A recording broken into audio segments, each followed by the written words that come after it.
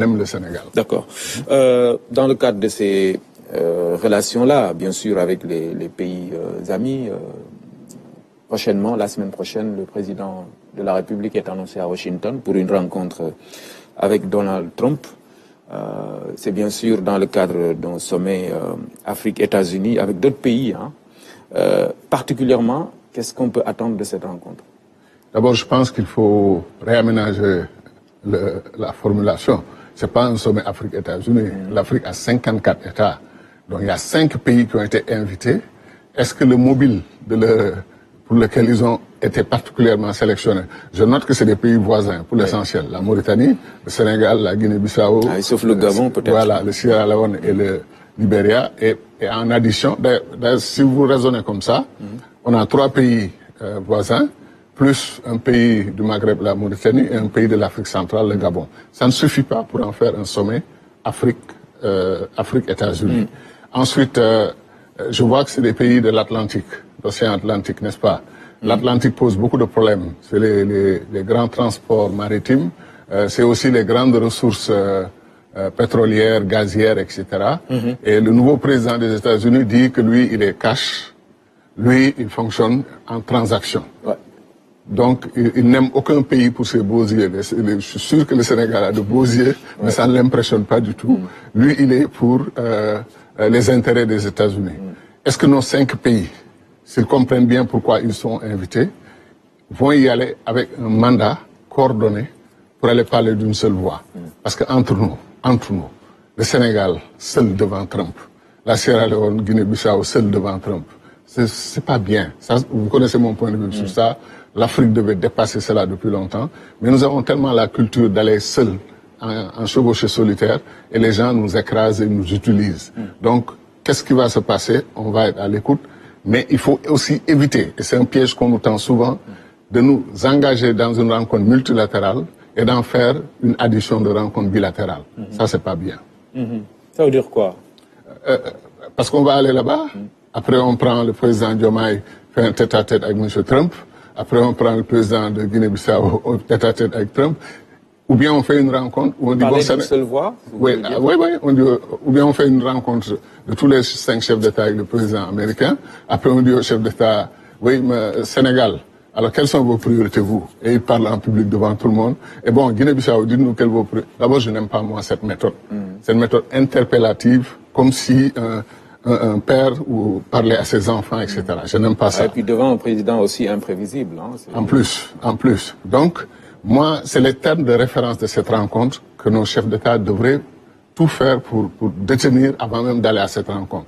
Et qu'ils aillent avec une position, si possible, la plus coordonnée possible, dans l'intérêt bien compris, ou de l'Afrique, ou de notre sous-région, ou de cette partie du continent. Voilà. D'accord. On parle donc de la diplomatie sénégalaise. Ces derniers temps, on l'a vu, hein, tout à l'heure, on l'a évoqué un peu. Il y a eu beaucoup de critiques visant notre diplomatie. Et sur la base d'éléments d'appréciation, parfois on voit des partenariats qui n'aboutissent pas, des candidatures qui ne passent pas. Est-ce que pour vous, c'est suffisant pour parler de recul, de perte d'influence de cette diplomatie? Est-ce que véritablement vous pensez que c'est le cas? Alors, vous savez que c'est la tradition sénégalaise très huilée, très respectée, qu'un ancien ministre des Affaires étrangères ne critique jamais la diplomatie de son pays. Bien sûr. Si j'étais véritablement sous le choc et devant des risques d'effondrement de notre pays à cause d'une diplomatie catastrophique, je prendrais ma plume et j'écrirais au grand patron de la diplomatie qui est le chef de l'État. Oui. C'est lui qui décide la politique extérieure de la nation et qui demande à un ministre ou une ministre de mettre en musique cette vision, n'est-ce pas? Donc je lui aurais écrit et je lui aurais dit ce que je pense. Présentement, je pense que c'est un nouveau système qui se met en place. Il y a peut-être comme on dit, des erreurs évitables et des erreurs inévitables. En tout état de cause, effectivement, notre pays n'offre pas sa diplomatie dans sa splendeur habituelle. Mais rien n'est encore joué, rien n'est perdu. Il faut espérer que notre diplomatie, effectivement, se remette dans la trajectoire de la diplomatie sénégalaise de toujours. Par exemple, le thème du souverainisme. En tant que moi, panafricaniste, je comprends le souverainisme africain.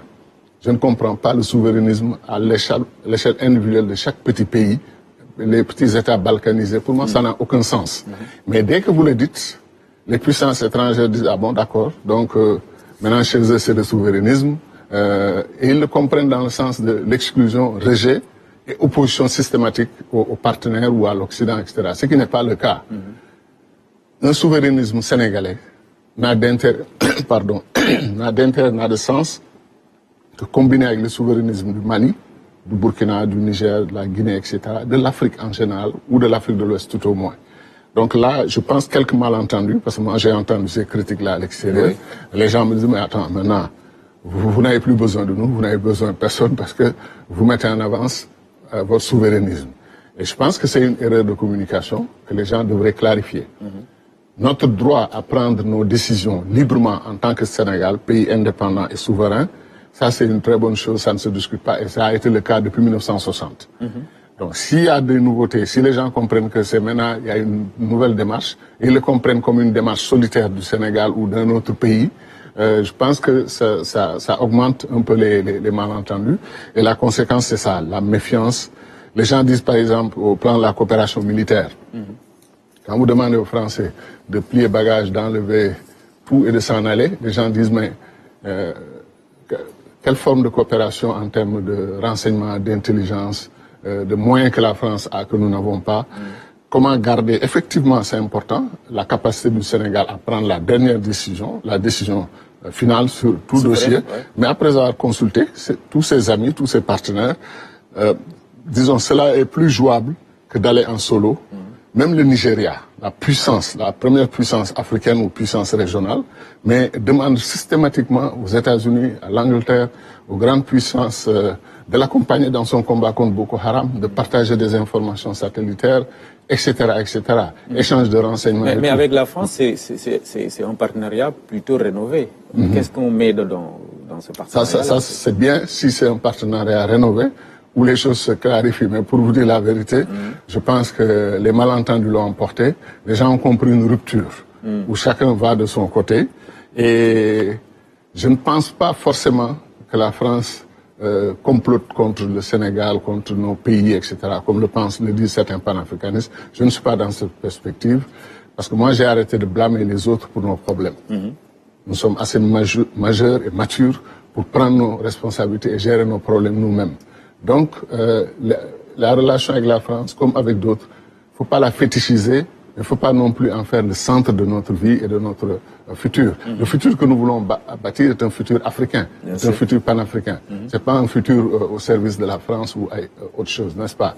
Mais ce que j'essaie de dire, c'est que notre diplomatie peut se repositionner clairement, parce qu'en plus, la grande force de notre diplomatie n'a jamais été la qualité des ministres des Affaires étrangères. Ça joue, parce que c'est des chefs d'orchestre. Mais la vérité, c'est que nous avons un personnel diplomatique hors pair. Depuis 1960. Un des meilleurs au monde. Je ne dis pas en Afrique. On nous appelle petite grande puissance diplomatique. C'est pour cela. Et je me rappelle que quand j'étais 14e ministre des Affaires étrangères, il n'y avait que un conseiller des Affaires étrangères formé, comme conseiller des Affaires étrangères, qui a pu être ministre des Affaires étrangères. Les 13 autres, dont moi, n'étaient pas du corps. Mais donc, ils ont trouvé un corps. Oui, mais cette crème-là, elle est toujours là. Hein. Mais elle est, comme on dit, t'es le gars fort encore. Nos jeunes diplomates sont brillantissimes. Mais est-ce que on les organise dans la bonne direction? Est-ce qu'on leur montre la confiance, le respect, l'estime, etc.? Est-ce qu'ils sont encouragés? Moi, il est arrivé que le président Wade, tellement satisfait de mon équipe, qu'il leur fasse une lettre de félicitations que je leur remettais au ministère. Il a même voulu venir au ministère des Affaires étrangères, rencontrer les conseillers pour les féliciter et les encourager. Donc je pense que rien n'est encore perdu. Très bien. Mais il y a beaucoup de doutes et de questionnements présentement sur le fonctionnement de nos institutions. D'accord. Le Sénégal, dans tous les cas, garde son ancrage dans la CEDEAO. Une CEDEAO en crise, hein, il faut le dire, parce que évidemment